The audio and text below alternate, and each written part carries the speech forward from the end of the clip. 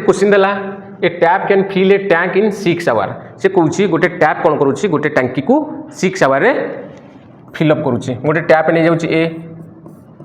6 our कौन करुच्ची ए fill up करुच्ची ताहले टांकीर capacity 6 तार एफिशिएंसी 1 ठीक अच्छे after half of the tank is filled से कहूँ टांकी रे कैपेसिटी जी तो half of the tank fill up हो 3 more similar taps are open तापर कौन हम से भाया 3टा सिमिलर टैप ओपन हो प्रथम टांकीर half of the tank fill up कर टांकीर कैपेसिटी 6 हाफ केते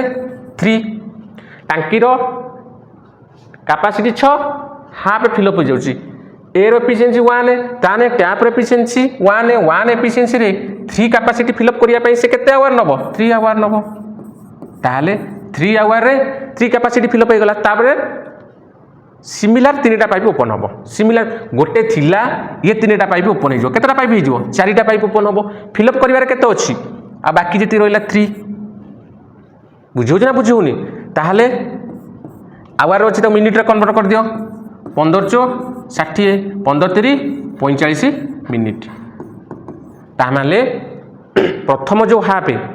3 आवर फिलअप हो जिवो आउ जो नेक्स्ट हाफ आउ जो 3 रहिला